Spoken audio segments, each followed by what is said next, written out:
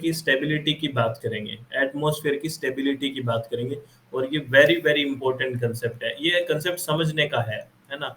बहुत इंपॉर्टेंट है एटमॉस्फेयर की स्टेबिलिटी, आराम से समझना, ठीक है?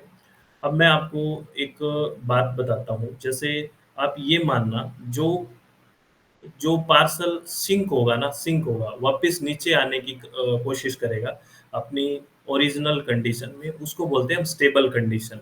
और जो ऊपर जाता जाएगा, ठीक है ना? ऊपर जाता जाएगा, है ना? उसको बोलते हैं हम अनस्टेबल कंडीशन, ये ध्यान रखना है ना? जैसे मैं कोई पार्सल लूँगा, है ना? एयर पार्सल लिया, उस पे हम स्टडी कर रहे हैं, ठीक है? अगर वो पार्सल अपनी ओरिजिनल कंडीशन में नीचे आने की कोशिश करेगा, वापस नीचे आने की, तो इस कंडीशन को मैं बोलता हूँ स्टेबल, या इसको बोलते हैं हम स्टेबल कंडीशन, अगर वो नीचे आने की कोशिश करता है तो। अगर वो ऊपर जाने की कोशिश करेगा पार्सल, तो उसको क्या बोलेंगे? कौन-सी कंडीशन बोलेंगे? जब ऊपर जाने की कोशिश करेगा तब क्या बोलेंगे? हुँ, अनस्टेबल कंडीशन बोलेगा। ठीक है? ये इतनी बात ध्यान रख लोगे? इतनी बात ध्यान रख लोगे? बताओ। ये ध्यान रखोगे जब नीचे आने की कोशिश करेगा अपनी ओरिजिनल स्टेज पे तो हम बोलेंगे स्टेबल, और जब बेसिकली वो ऊपर जाने की कोशिश करेगा, है ना? तो यानी कि ऊपर से ऊपर जाता रहेगा तो अनस्टेबल। इसीलिए आपने देखा होगा, यानी कि वर्टिकल मिक्सिंग की तरफ ऊपर जाता जाएगा तो वो अनस्टेबल कंडीशन होती है, ठीक है? तो मुझे एक बात बताओ, अनस्टेबल कंडीशन कब मिलती है? हायर टेम्परेचर होता है तब या लो टेम्परेचर होता है तब पार्सल का? कि कौन-सा टेम्परेचर होता है? अनस्टेबल कंडीशन कब मिलेगी? जब हायर टेम्परेचर होगा या फिर लोअर टेम्परेचर होगा, अनस्टेबल।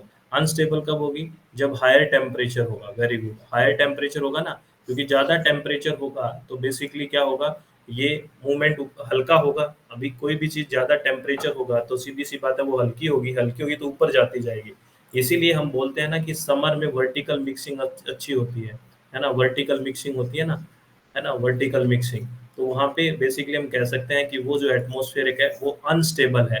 और आप बताइए, आपका जब टेम्परेचर हाई होता है, आपको जब गुस्सा आता है, तो आप स्टेबल होते हैं या अनस्टेबल होते हैं? जब आपका टेम्परेचर हाई होता है, जब आपको गुस्सा आता है, तो आप अनस्टेबल होता है या स्टेबल होते हैं?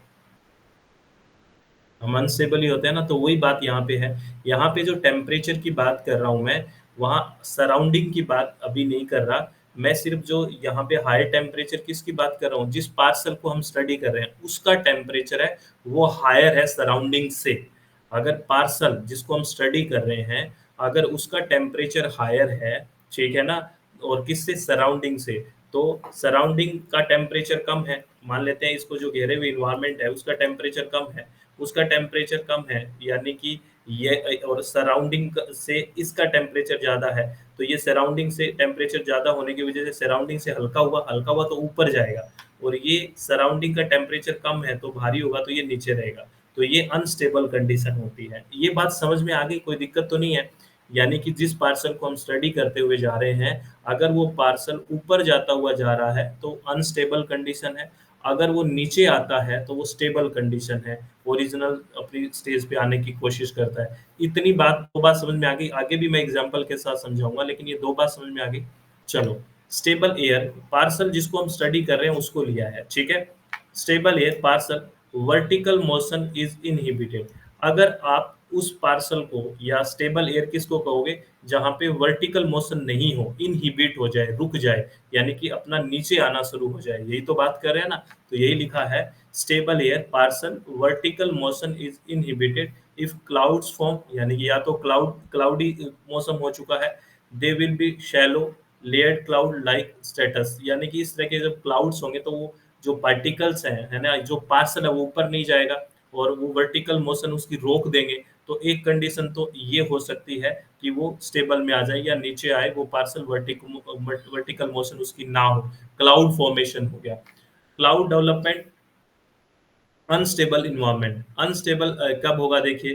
पार्सल वर्टिकल मोशन अकर, यानी कि होगा कॉमनली कौन-कौन से जब क्लाउड्स होंगे तो बेसिकली वर्टिकल मोशन मिलेगी, क्यूमुलस होंगे या क्यूमुलोनिम्बस होंगे या ये क्लाउड्स होंगे, तब बेसिकली जो कंडीशन होगी वो अनस्टेबल कंडीशन होगी। और स्टेबल कंडीशन कब होती है? जब शैलो लेयर्ड क्लाउड होंगे, जैसे स्ट्रेटस वगैरह होंगे। ये क्लाउड्स का फॉर्मेशन, क्लाउड्स का टाइप भी याद रखना है। आप याद रखोगे क्या? क्योंकि रिसेंटली एक क्वेश्चन पूछा गया कि स्ट्रेटोस्फेयर में किस तरह के क्लाउड्स फॉर्मेशन होती है। ठीक है, इस तरह का क्वेश्चन पूछा गया था। तो आप इन क्लाउड्स का क्लासिफिकेशन करके ले आओगे, जैसे मैंने यहाँ पे कुछ मैं आपको एक इमेज दिखाता हूँ, है ना? देखना इमेज क्या है, ये है, जैसे ये देखो क्लाउड्स के मैंने कुछ नाम के साथ उनको आपको इमेज दिखाई है, ये क्लाउड्स हैं।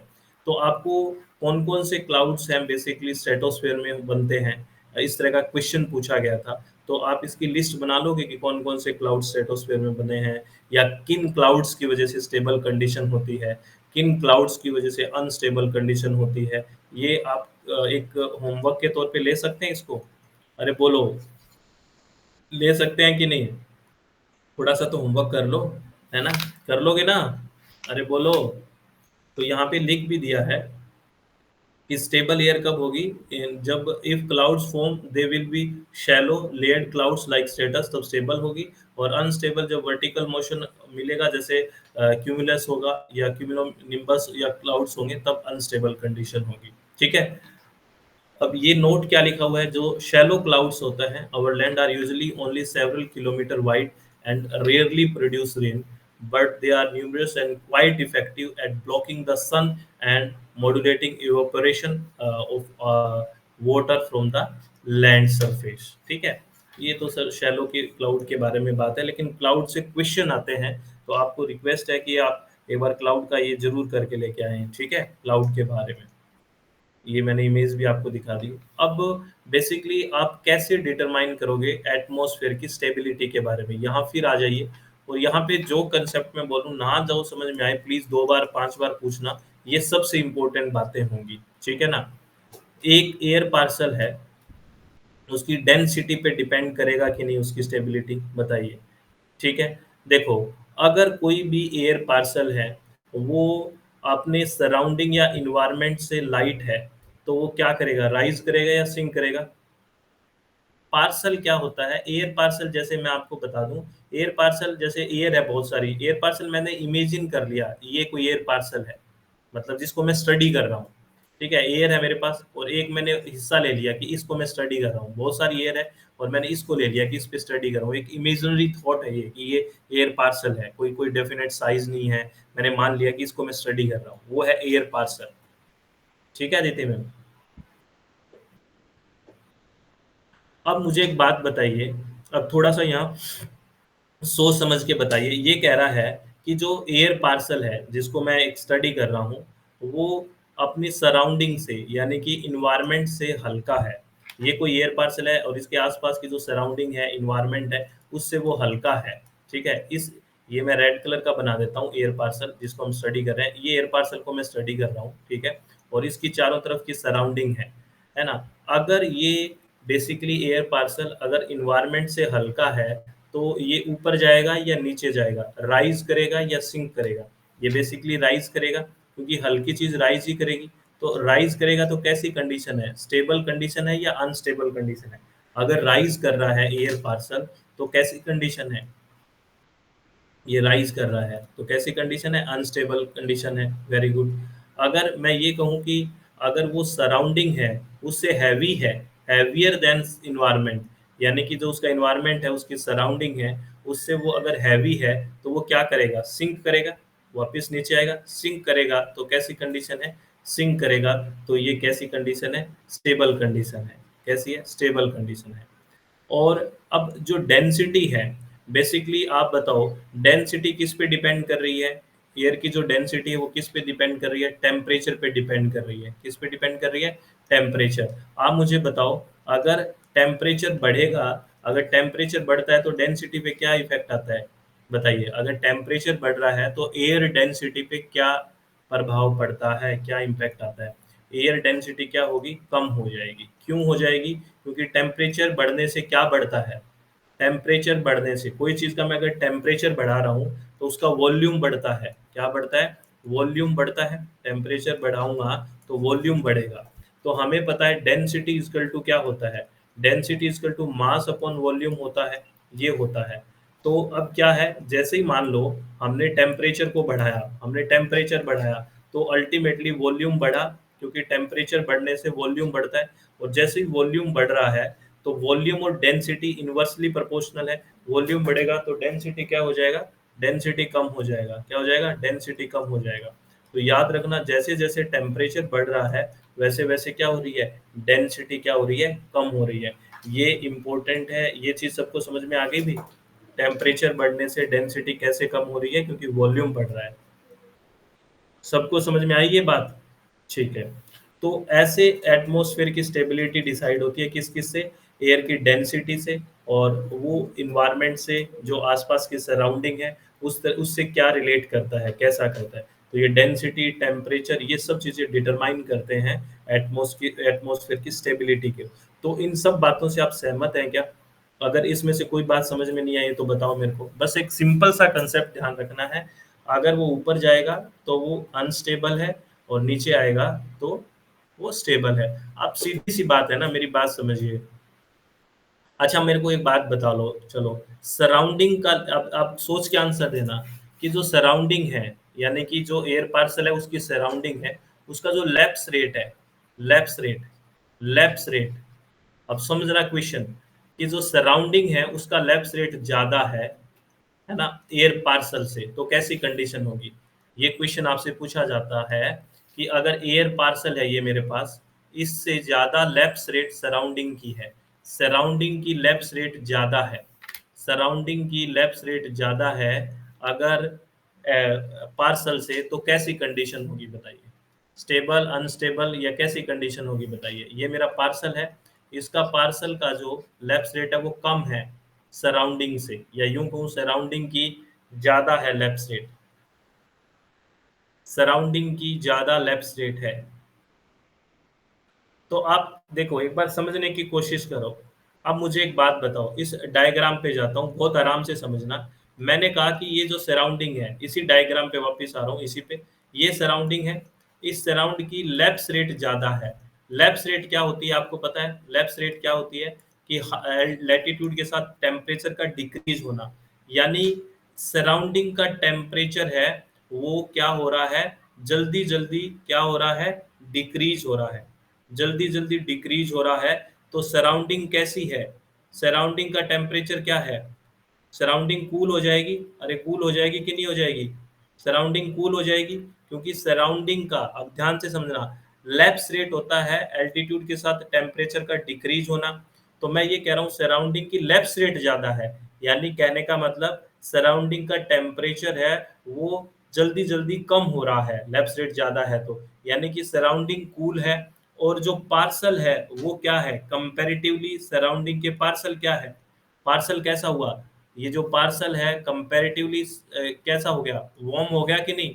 अरे बताइए, वार्म हुआ कि नहीं, यस और नो, क्योंकि सराउंडिंग की लैप्स रेट ज्यादा है पार्सल से, तो सराउंडिंग तो कूल हो गई, सराउंडिंग कूल हो गई, ठीक है ना, क्योंकि उसका लैटिट्यूड के साथ टेम्परेचर कम हो रहा है, जल्दी जल्दी तो कूल हो गया। और ये जो पार्सल है ये वार्म है, ठीक है ना।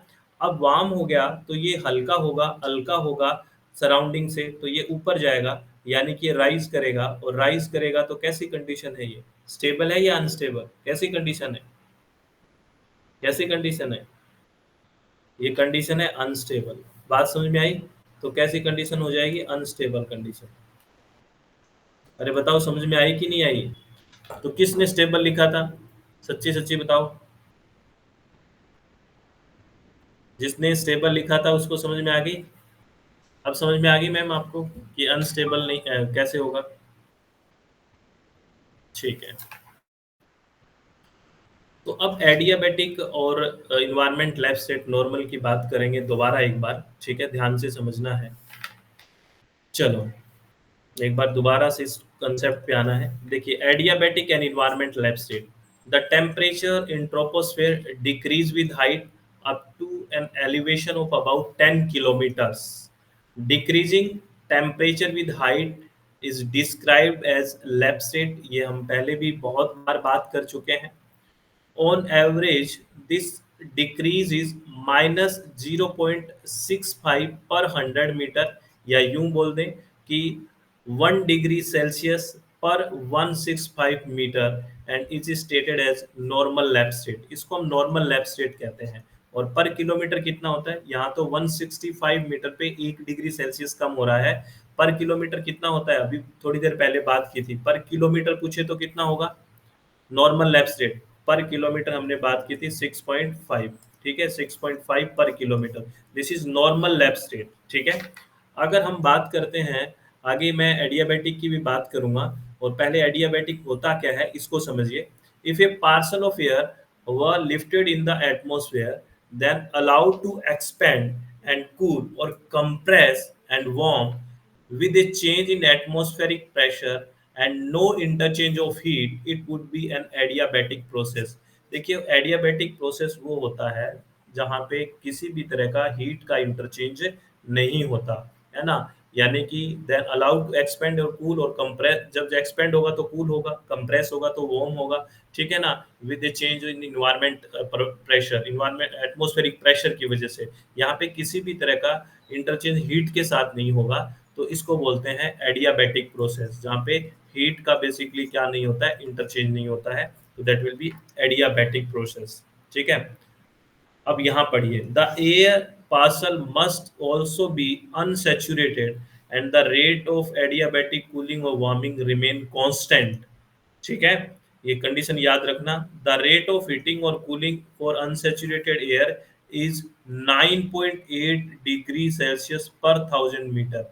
ये आपसे क्वेश्चन पूछा गया था, ठीक है ना। एक बार न्यूमेरिकल पूछा गया कि ग्राउंड लेवल पे इतना है, कोई पार्सल और ड्राई एडियाबेटिक लैप्स रेट हो रहा है, तो इतनी हाइट के बाद उसका टेम्परेचर कितना हो जाएगा, तो उसका कितना करना है आपको, 9.8 डिग्री सेल्सियस पर 1000 मीटर के हिसाब से कैलकुलेट करना है।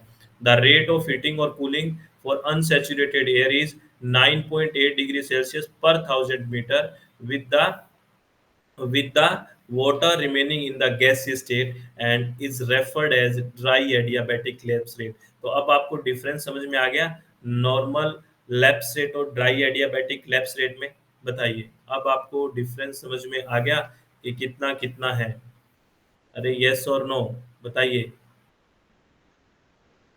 आ गया ना, ड्राई एडियाबैटिक और नॉर्मल लैप्स रेट में, यस और नो कुछ तो कहो, ठीक है है ना। This change of temperature with height for a specific major location is the environmental lapse rate. The environmental lapse rate values characterize the atmospheric stability and have a direct bearing on the vertical air movement and pollutant dispersion। इस बात से तो आप सहमत है ना, हमने तो इस बात में शुरुआत से ही बात की है कि जो इन्वायरमेंटल लैप्स रेट है उसी से एटमॉस्फेरिक स्टेबिलिटी की बात होती है, और वर्टिकल मिक्सिंग होगी कि नहीं ये सब उसी से बात होती है, क्योंकि सराउंडिंग का टेम्परेचर है उसी की वजह से कंपेयर करते हैं कि वो सिंक होगा, राइज करेगा, कोई भी एयर पार्सल है या पोल्यूटेंट है, बात समझे ना। अरे ठीक है क्या, सारे क्यों नहीं बोल रहे, कहाँ गायब हो गए। द इन्वायरमेंटल लैप्स रेट, जिसको शॉर्ट में बाकी आगे हम ELR लिखेंगे, is the rate of decrease of temperature with altitude in the stationary atmosphere at a given time and location. ये 10वीं बार पढ़ रहे हो आप, क्योंकि अब शॉर्ट में हम ELR लिखेंगे इसको, इन्वायरमेंटल लैप्स रेट को, is the rate of decrease of temperature with altitude in the stationary atmosphere at a given time and location। अब यहाँ पे ये कंडीशन है स्टेबल और बेसिकली अनस्टेबल कंडीशन की, यहाँ पे इसको मैं पूरा डिस्क्राइब करूंगा, आगे अच्छे से पढ़ेंगे। A parcel lifted in this condition will be pushed back to its original level। जहाँ पे ओरिजिनल लेवल पे आएगा वो कैसी कंडीशन होगी, स्टेबल कंडीशन होगी।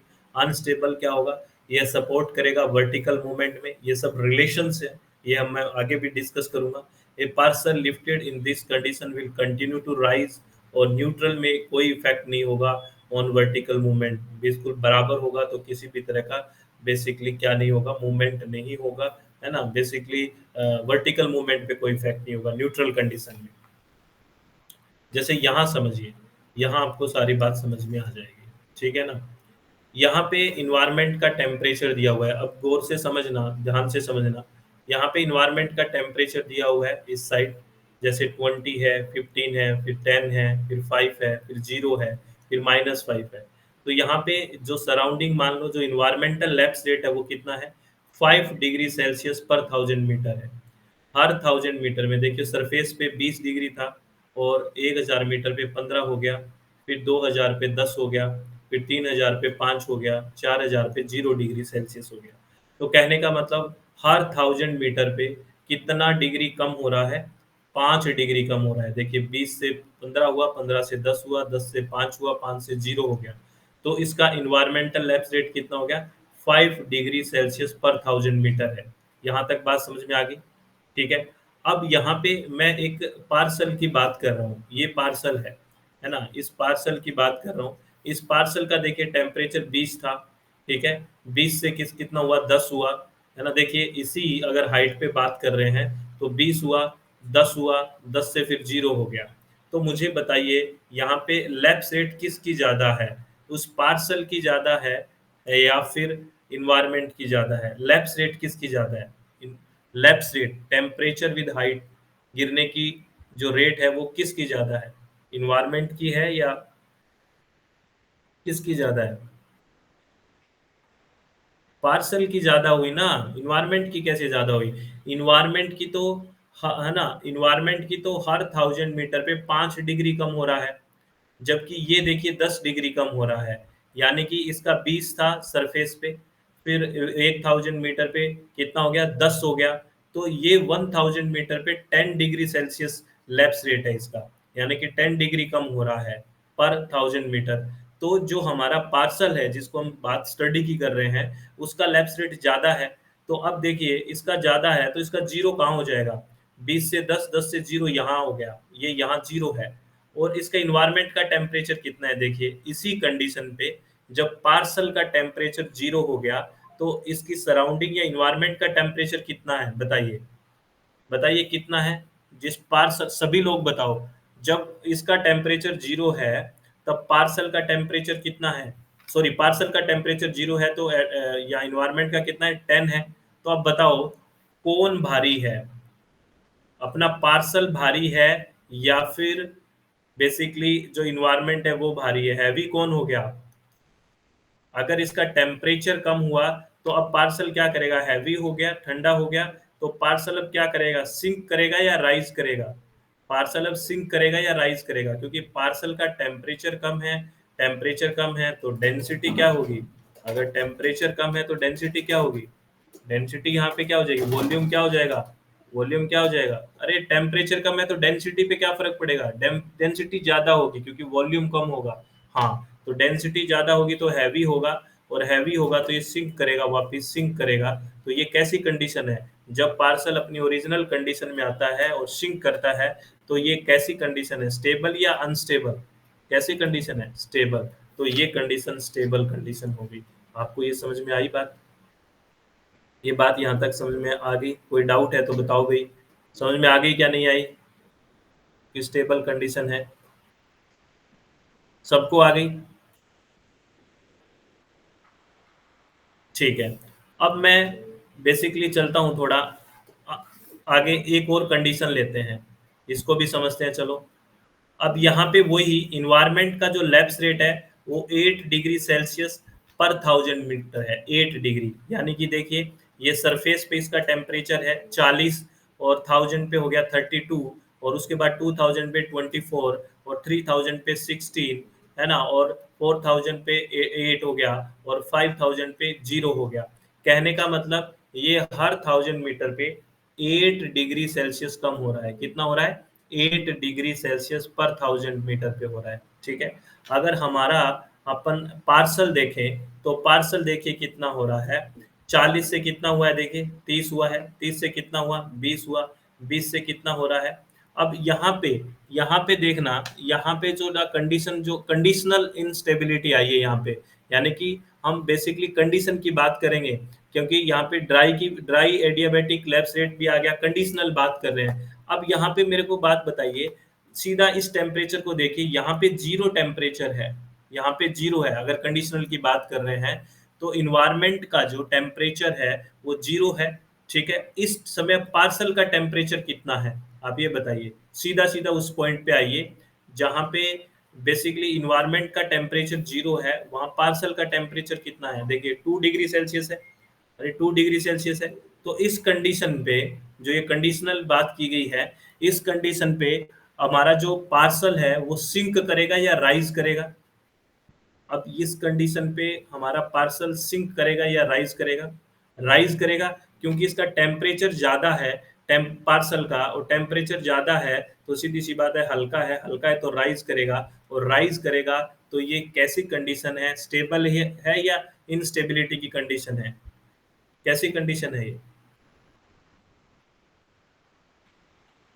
अनस्टेबल, ये कंडीशनली इनस्टेबिलिटी की कंडीशन आ गई। तो ये दोनों चीज आपको समझ में आ गई। अगर ये कंसेप्ट समझ में आ गया तो आगे परेशानी नहीं होगी कहीं पे भी।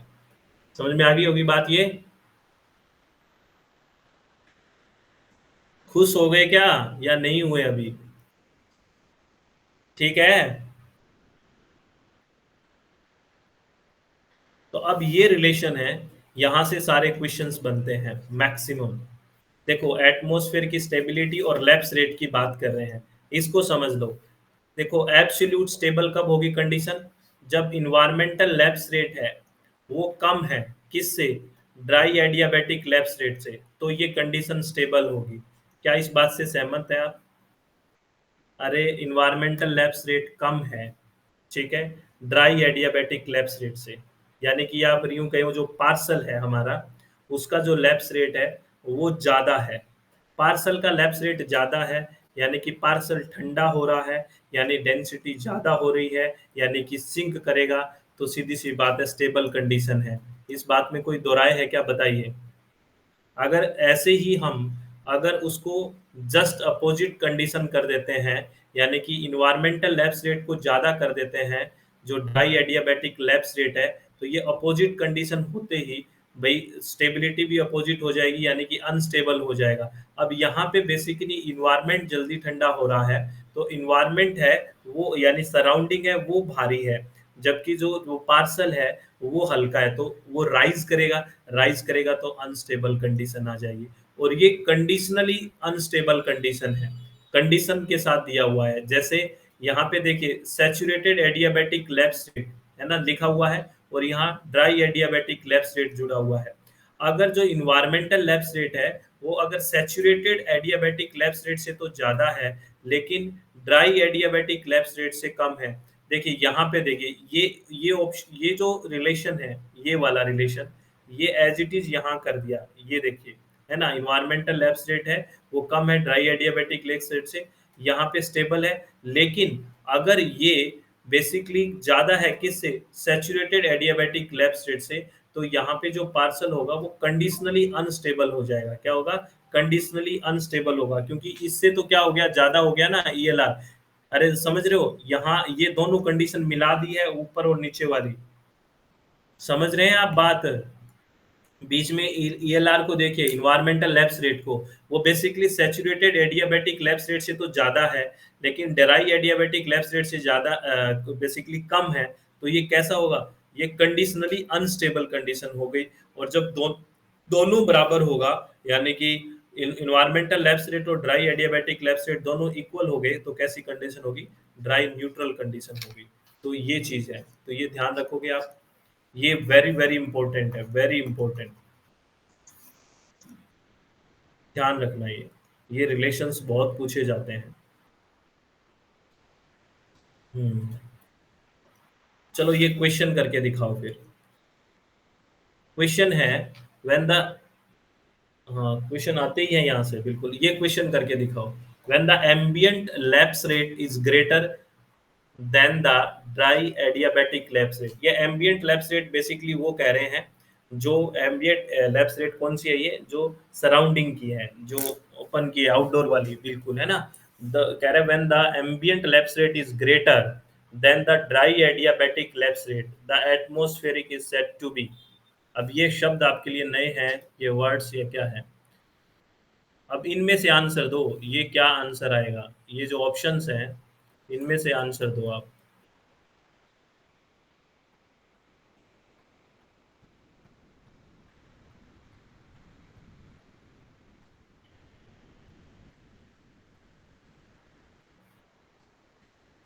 कोई है इसमें आंसर दे सकता है कोई, इसमें से क्या आंसर होगा?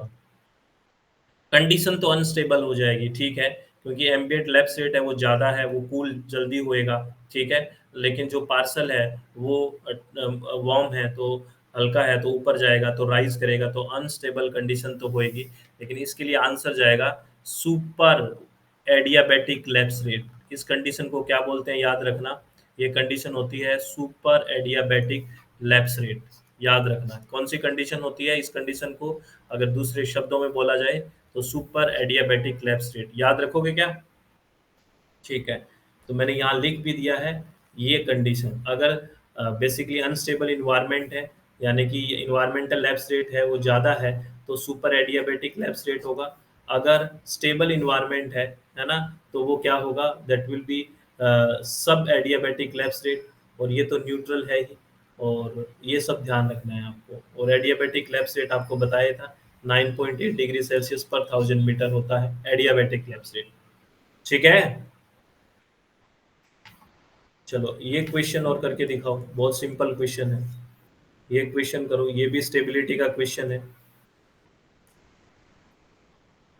करो क्वेश्चन।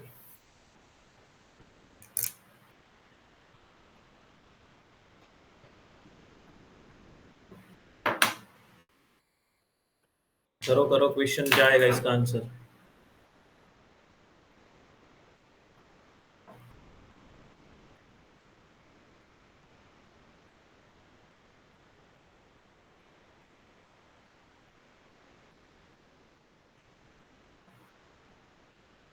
अरे बोलो, कहाँ गई कहाँ गई कहाँ गई?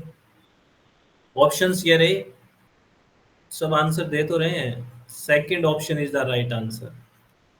फर्स्ट का 2, बी का 3, सी का 4, डी का 1, ये रहा ऑप्शन, है ना। एब्सोल्युटली स्टेबल किस कंडीशन में होगा, हमने बात की थी, सेकंड में आ जाएगा। मतलब ए का 2 हो गया, बार बार क्या बोलूँ मैं, ए का 2 हो गया, ठीक है, बी का 3 हो गया, ठीक है। अच्छा दिख नहीं रहा था क्या, चलो सी का 4 हो गया, और डी का 1 हो गया। समझ में तो आ गया ना, सीधी सी बात, ये बताओ आपको, न्यूट्रल डी का 1 में हो गया, ड्राई न्यूट्रल कंडीशन। बात है मेनली समझ में आना, ये समझ में आ गया सारों को, ये कंसेप्ट स्टेबल और अनस्टेबल वाला।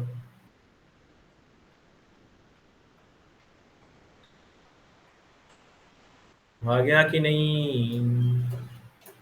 चलो आनंद आ रहा है पढ़ने में, कुछ नया लग रहा है, कंसेप्ट सीखा है आज, लग रहा है कि नहीं, बताओ प्लीज बताओ। चलो तो बस इतना ही।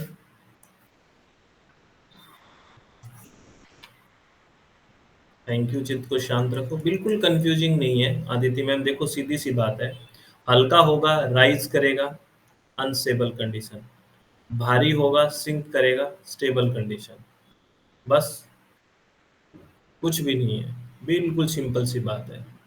Rise unstable condition, sink stable condition, बस कंपेयर करते रहो। तो ऑल द वेरी बेस्ट, फिर मिलते हैं, तब तक के लिए tata bye bye, take care, बहुत सारी शुभकामनाएं, हमेशा खुश रहें और आराम से रिवीजन करते रहें, बहुत बहुत धन्यवाद। हाँ वो आज वीडियो आ जाएगी, बन गई है, उसमें थोड़ा मैंने बता दिया है, ठीक है ना, वो शाम को 8-9 बजे तक आ जाएगी, ठीक है मैम। तो बहुत बहुत धन्यवाद, take care, thank you, thanks a lot, बहुत बहुत धन्यवाद।